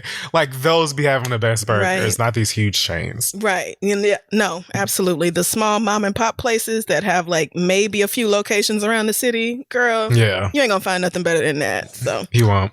Thank you, Brittany, for being considerate enough to send so many questions. Thank you actually to everybody who sent questions into the inbox. Don't forget to check out our sponsors, Royal Oils from Head and Shoulders. The Royal Oils line makes it easy to keep your hair and your scalp feeling good, feeling great, moisturized, and healthy. Find out why we love it so much. You can pick up all the products in their collection at Walmart stores or at walmart.com. All right, let's take another break and we'll be back. So guys, this week's episode is being brought to you also by HelloFresh, where you can get fresh, pre-measured ingredients and mouth-watering seasonal recipes delivered right to your door with HelloFresh, America's #1 meal kit. Let me tell you something. HelloFresh is like everything for me right now. A person who also, maybe I peek outside every now and then. Sometimes I let the air touch my pinky toe. But for the most part, I like things getting set up right to me. And HelloFresh lets you skip trips to the grocery store. And it makes cooking at home very easy, very fun, and affordable. The recipes are easy to follow and quick to make with simple steps and pictures to guide you along the way. You can save 40% by using HelloFresh versus shopping at your local grocery store. And it's more convenient too because they send it right to you. They offer delicious options every week, including low-calorie, vegetarian, and kid-friendly recipes. And the ingredients are pre-portioned, which means you don't have to worry about overbuying. The package is almost entirely made from recyclable and or already recycled content. So look at that, the environment. HelloFresh is flexible. It's designed to fit your lifestyle. So check them out today. That's right. They are super convenient, especially if you're still kind of scared to go outside like me. The convenience and the time saved, and of course the food saved, because I'm not buying way more than I need to make one recipe. It's just makes HelloFresh so clutch. You can get started today by going to HelloFresh.com/80theread and use code 80theread to get a total of $80 off your first month, including free shipping on your first box. Again, that's HelloFresh.com/80theread and code 80theread for a total of $80 off your first month and including free shipping on that first box. Additional restrictions apply, so visit HelloFresh.com for more details, and don't forget code 80theread. All right, let's move on. This week's episode is also being brought to you by ShipStation. The holiday season is right around the corner, and this year we know that people are going to be buying more stuff online than ever. So if you're an e-commerce seller, you need to make sure that you're ready to meet the demands of a record-breaking online shopping season. And you can be ready with ShipStation. They help online sellers get orders out quickly, save money on shipping costs, and keep their customers happy no matter what you're selling or where you're selling. If it's on Amazon, Etsy, your own website, ShipStation brings all of your orders into one simple interface so that you can manage it all at one time. And they work with all the major carriers, including USPS, FedEx, UPS, and even international. No wonder ShipStation is the #1 choice of online sellers. Even our show manager, Alex, she uses ShipStation. She uses ShipStation for our merch. You know, all of these little outfits and stuff that say break up with him and encourage you to also yell at some nigga in your life. Yeah, ShipStation helps that get to your house. That's right, they do. And I will be deliberately shopping from small and local businesses this holiday season and sending these gifts out across the country, because also probably not going to travel nowhere. So if you are a business owner, please look into ShipStation. You can try it for free for 60 days when you use offer code READ. It's time to make sure your business is ready to meet the demands of a massive online shopping season. Shipping is already just completely through the roof, girl. So amen. Get started at ShipStation.com today and click on the mic at the top of the homepage, then type in READ. Again, ShipStation.com, then enter offer code READ. ShipStation, you can make ship happen. All right, let's wrap up the show. Okay, we're back. It is time for the read. I have not much to say. Okay. So, on the last episode of The Real Housewives of Potomac, Christ the King. one Monique Samuels beat the everlasting hell out of Candace. Is her name Dillard? I think so. I think so. On that. Yeah, I think it is as well. Yeah, they had this big old blowout fight on the last episode of this show that Bravo has been promoting since it happened, and we've all been, waiting to see it or whatever. And it was a pretty bad fight. It was like, I felt like probably the most graphic fight they've shown on the Housewives shows. Really? And yes, and honestly, it still wasn't that big a deal. Like it really, like for a fight, it really wasn't. For a fight on TV, it was like, ooh, my goodness, the entertainment value. So, yeah. Okay. Either way, that's the thing that happened. And of course, Bravo and viewers and so on are already running with this narrative of Monique being a hood rat and ghetto, and the show, or them on the show stooping to such a level of just, gutter ghetto trash and all of this other stuff. And I just can't stand the fact that when Black women get physical on these shows, they get called ghetto and hood and all of these other things, even though white women be fighting on these shows just as much. Yeah. Maybe not as well, but they get physical also. Like, the girls have gotten physical in Orange County on the Housewives. Like, they've gotten physical in Dallas.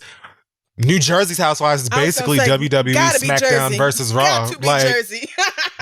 Teresa done body slammed so many motherfucking Housewives, I don't know how to keep up with it. So I don't understand when it's like the black castmates or whatever, they get physical. It has to be, oh, you ghetto and you hood and you all of these other things. Sure, like, willingness to fight is different for like a number of socioeconomic reasons and things of that nature. But guess what, hun? They fight in the suburbs too.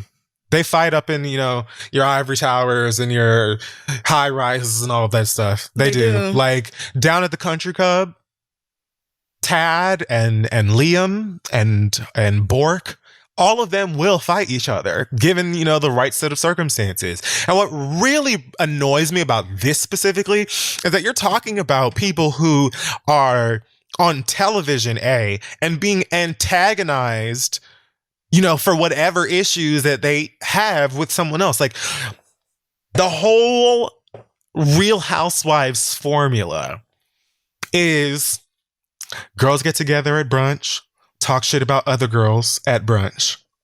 Other girls get together at brunch. They talk about that other group of girls that were at that other brunch. Okay. Then all of the girls get together for brunch. Somebody fights.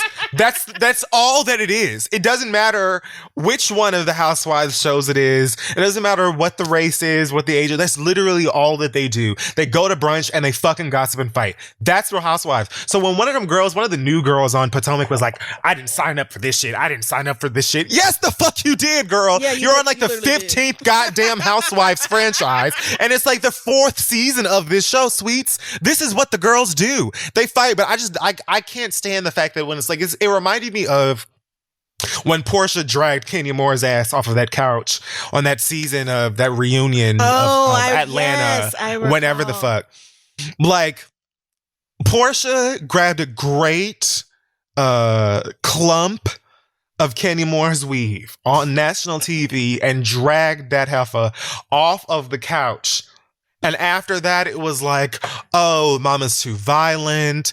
Is she going to get fired? They had this whole story arc for Portia where she was going to anger management. I remember that. And all of this other shit. And when it's like, sweetie, she was on TV when another woman that she has issues with was calling her a dumb hoe through a megaphone in her face. Like, we're human beings, bitch. Yeah. We're like creatures of the earth, just like anything the fuck else. And some people are human. Given the right circumstances, the right scenario, you might get popped. And it's not exclusive to black people. It just isn't. Nope. So it's annoying to me to see Bravo, like a lot of other people, and even the women on that show try to perpetuate this idea that because you black and you got physical or you fought with somebody that you're low class or you get or whatever. Like, no, girl. girl. The rich girls fight, the white girls fight, the big high up bitches that you want to be, they fight. Like anybody could fight for any reason. Not everybody built like that. And some people are ready to throw hands whenever the fuck, it seems like they need to. But the fact of the matter is, these are two women who are on a show that have an issue with one another, where producers of the show are antagonizing said issue and placing you within the proximity with one another for you to have an altercation.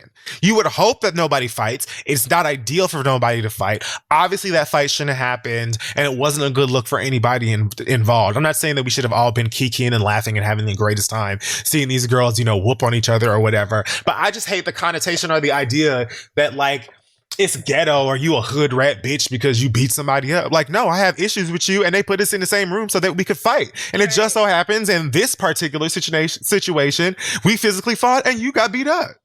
So, like, if that makes you hood rat, then I don't really understand. I don't get it. Because people from all walks of life fight. So, I mean, I just don't. And especially, again, when you're talking about a show, a series, or whatever that has plenty of examples of white people doing the same thing.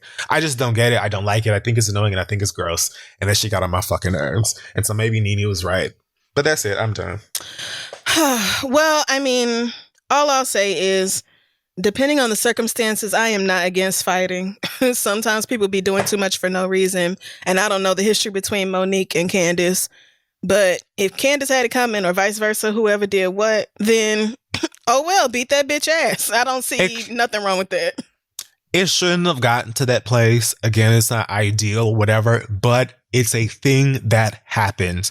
We're people. We're human beings. So to be like, I just don't like the hood rat ghetto connotation attached to getting to physical altercations with somebody when you black, when it could happen to fucking anybody. Right. Like anybody. Like, I don't understand it. Government officials be in courthouses and shit fighting people all over the world and shit. So I don't understand why on a show where a whole bunch of unseen, unheard people are behind the scenes egging some bullshit on and giving you alcohol, or it's like, oh my goodness, you're so low class because you beat somebody else on TV.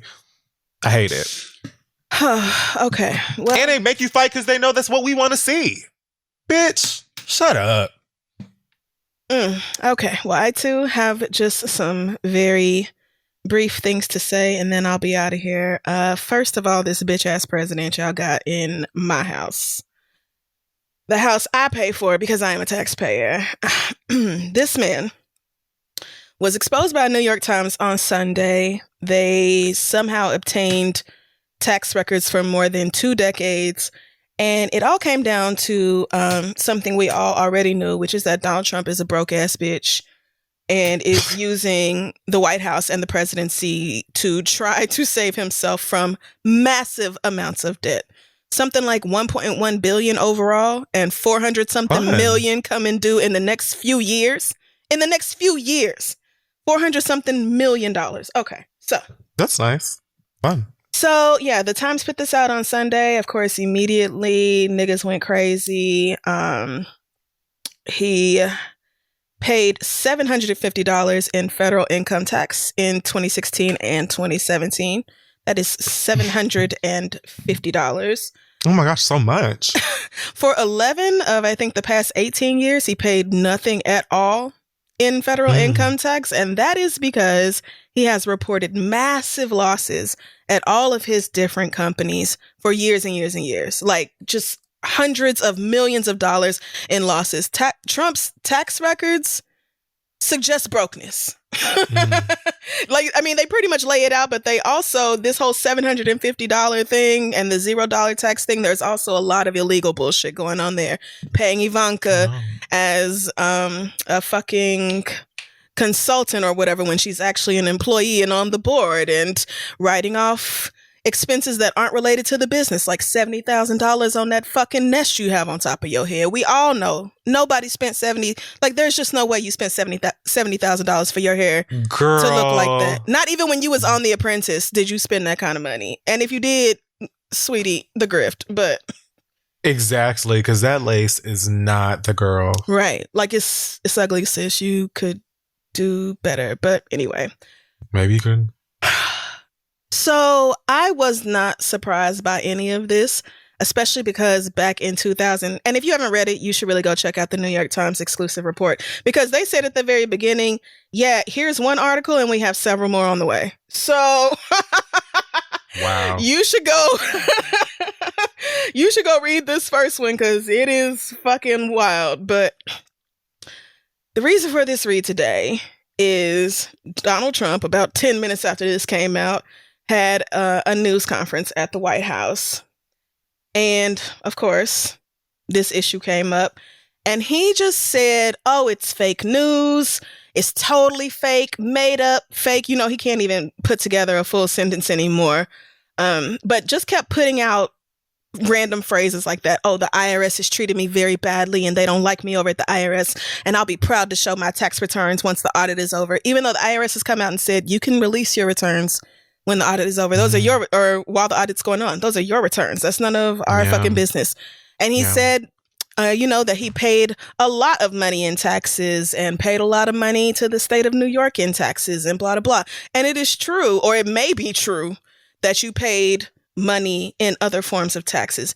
But you also recorded receiving revenue of hundreds of millions of dollars and yet paid $0 or $750 in federal income taxes.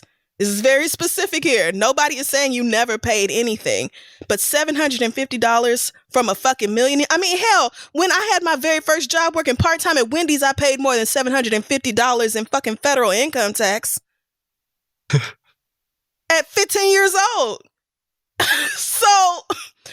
So I wasn't even particularly moved about this. It's like, okay, now we have the numbers. We have some of the details about it.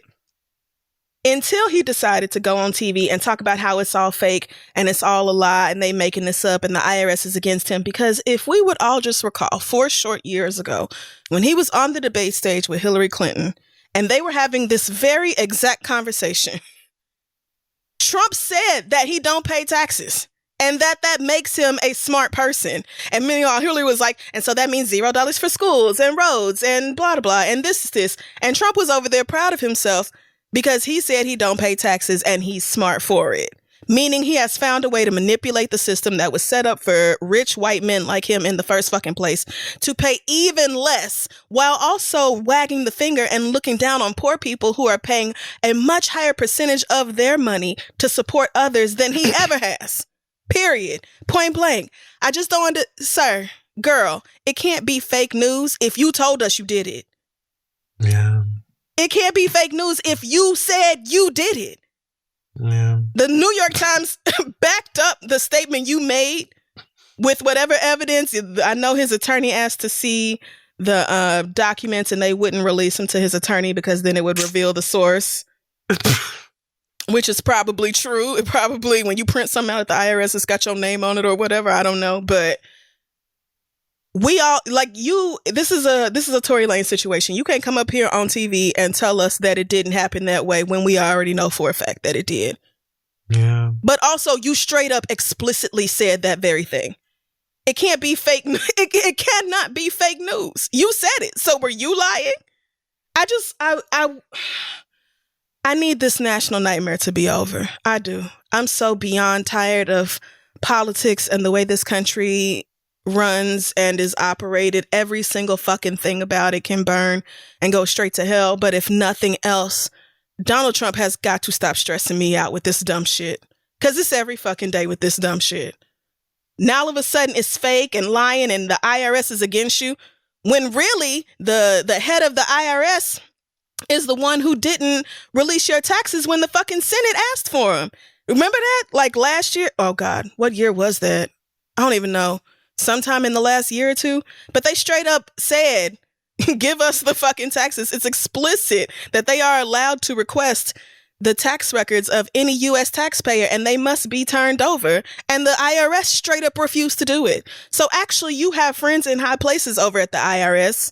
You're just a fucking liar and a fucking cheat. And now that your supporters are going through a whole lot of shit, broke and trying to make ends meet, and healthcare is gone, and the virus is every fucking where, and all this shit. And now that they realizing that they paid more in taxes than you did, maybe now some people will start to feel differently, or maybe some people who are on the fence or we're thinking about not voting will be disgusted and go do it.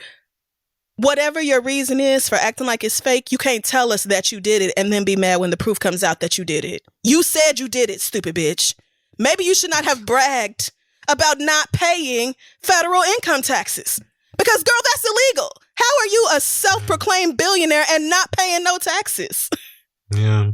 $0 in taxes? Yes, everybody knows that very wealthy people don't pay their fair share of taxes. They have companies and lawyers to pass everything through and make it all look like something that it's not. Like, everybody knows that. But even the extremely fucking wealthy still pay something in taxes. $750 for a multimillionaire? Trump need to be slapped. And all these fucking Republican senators running around, I just don't even know how y'all gonna try to justify that shit and then go back and tell people you should vote for me and Trump. See how good we making y'all's lives? See how fun it is here, under here with this nigga? Y'all really sacrificing your whole career, your reputation, your place in history for this lying ass, broke ass bitch. Reconsider. Yeah. I was also going to talk about the Breonna Taylor thing, but I don't feel like breaking into tears. I will say, though, that this news story just came out that a member of the grand jury filed a motion to have the transcripts and records released, saying that coon-ass Attorney General Daniel Cameron made public statements and tried to make it seem like the grand jury alone did this and trying to hide behind them, and the grand jury came to all these conclusions when he is actually the bitch who did it.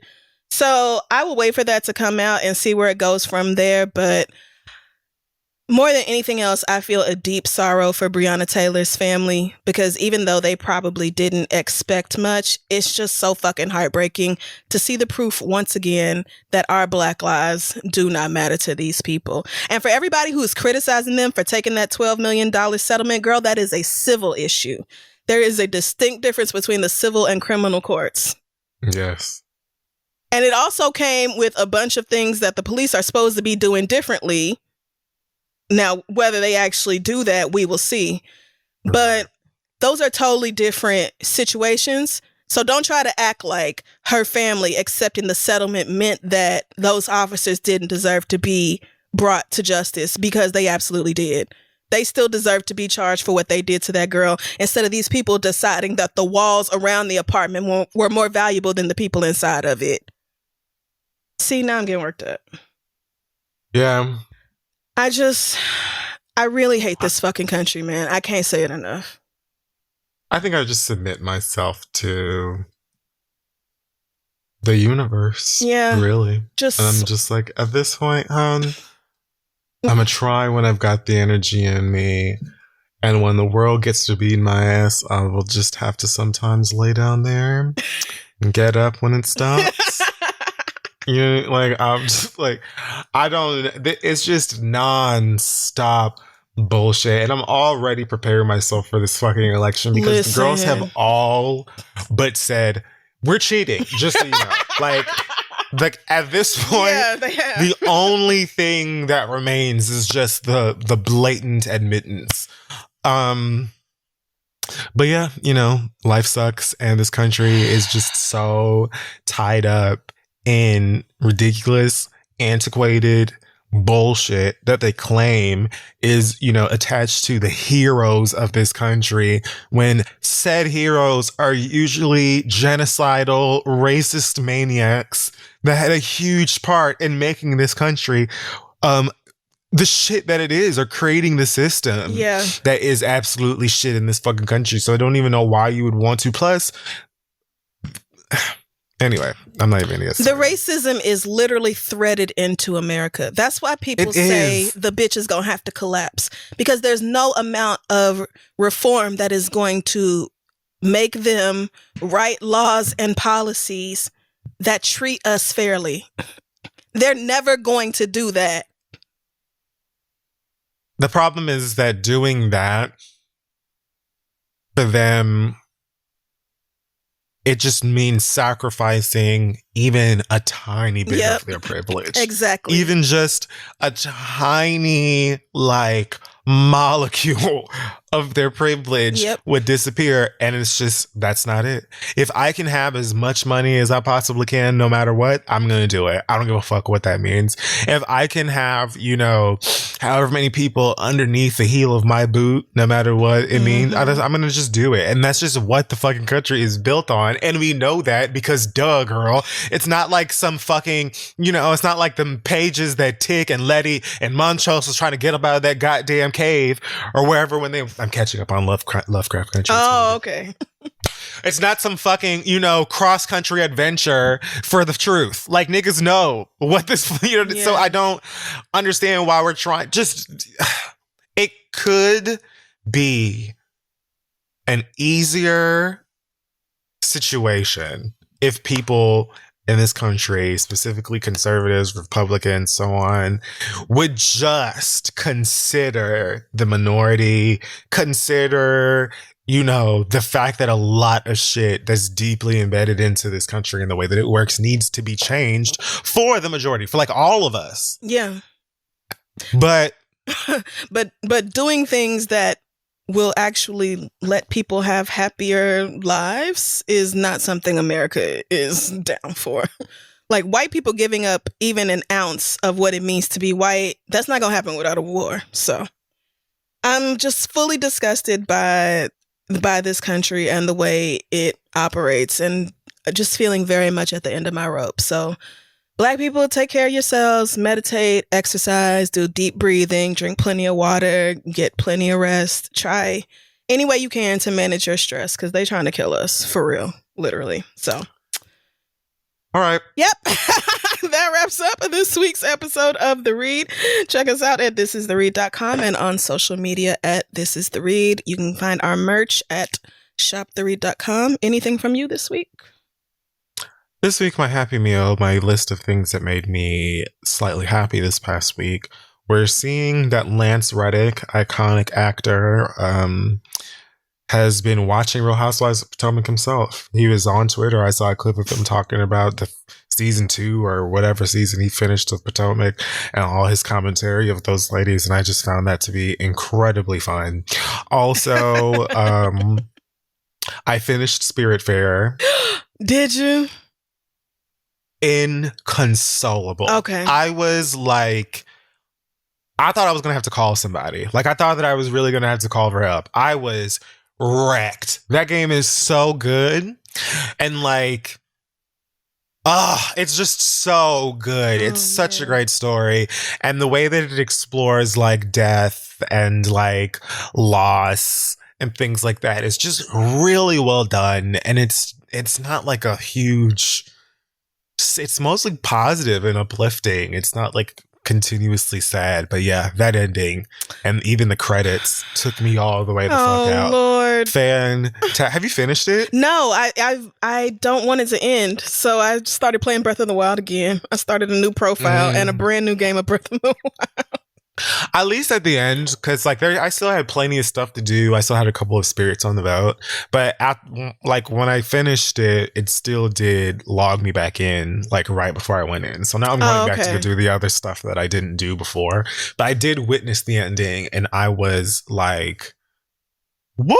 That shit took a lot out of me. Oh shit. Okay, I'm gonna finish it this week. Last but not least, the thing that made this is gonna sound strange. I ordered a burger from Shake Shack a couple of days ago, but you know, I can't eat gluten. So I was like, I'm going to order this burger and then I'm going to get gluten-free bread to eat with it instead. Thing is, I had to get, the store by me didn't have gluten-free bread, so I ordered it from Prime or whatever. So when the bread got here the next day, I had to take the burger out of the fridge where it was being kept and like take it apart to put the gluten-free bread on it. And for some reason, that cold burger gave me nostalgia to when I was like really, really, really young. And I was living with my grandmother who lived like a block away from us at the time. She was a teacher for most of her life. And my parents sent me over there like 5th grade because I was not doing well in school. And they knew that she would get my ass together. But because she and my aunt, who also lived with us, were teachers, we all had to get up and go to school at the same time. And they didn't always have time to get cook me breakfast. Mm-hmm. So my grandmother, I wish I could remember the brand. My grandmother used to buy these like frozen burgers that you would just microwave. And I don't even remember if you microwaved the bread or whatever with it. I feel like you did. But it was like something about smelling that cold burger, because I don't eat burgers very often anymore. And I haven't had one cold in my presence in a long time. But that shit took me all the way back to being in like 5th grade, and how I used to laugh at the fact that my grandmother was allowing me to eat cheeseburgers before school at like 6 a.m. because it was like the thing that was there. Oh, so that was fun. That's sweet. And that's about it. Oh, I had one. Did you see the Sienna Miller story about Chadwick Boseman? Yes. So if you didn't hear, Sienna Miller, who worked with Chadwick Boseman on 21 Bridges, said that when the studio would not increase her pay, he donated part of his own. Yeah. Which is, I mean, obviously goes without saying, probably no other men in Hollywood do this. But it just speaks more to his character, and that he really was this incredibly giving, sweet, kind spirit. And once again, just don't know how he's gone and Trump is still here, and we deserve the exact opposite. But oh man, rest in peace. We really lost a real one. Yeah, I'm laying it in front of the Lord, as I said, because I don't know the Jesus, but you do. I mean, and let's just be real. I'm not giving up part of my salary for a white woman. So the fact that he did that, I'm just ever so sorry it wouldn't be me. What a great person, man. Truly, you are missed. I'm still cooking. Yeah, because I'm not made of that. Yeah, I'm not doing that. You reached a level that I don't think I'll get to while I'm on this here earth, but I can only aspire. All right. Yeah, that's it for me. And I guess we will see y'all next week.